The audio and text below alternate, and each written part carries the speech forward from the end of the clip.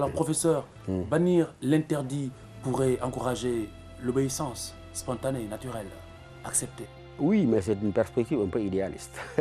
C'est parier un peu sur la bonté et la générosité naturelle de l'homme. C'est parier sur l'idée que l'homme est un être naturellement raisonnable. Et en tant qu'il est naturellement raisonnable, on n'a pas besoin d'exercer une contrainte sur lui pour qu'il obéisse. À ce moment-là, on peut bannir l'interdit. Mais quand j'ai dit c'est une perspective idéaliste, c'est une manière de dire qu'au fond, vous le savez bien, M. Khalifa, que lorsque l'individu est laissé très souvent à lui-même, il use et abuse de ce que vous appelez sa propre liberté. C'est pourquoi, encore une fois, il est toujours nécessaire que s'exerce sur lui un minimum de contraintes pour l'amener à se soumettre. Professeur, la notion d'interdit excite, encourage. La notion de l'interdit incite. Je comprends. Quelqu'un disait que tout ce qui est interdit est bon.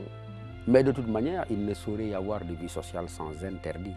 Il ne saurait y avoir de vie sociale sans que ne soit tracée une frontière nette entre ce qui est permis, autorisé et ce qui ne l'est pas.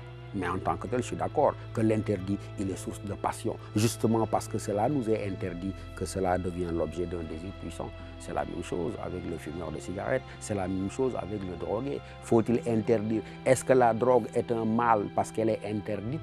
Ou bien est-ce que simplement c'est parce qu'elle est interdite qu'elle devient un mal?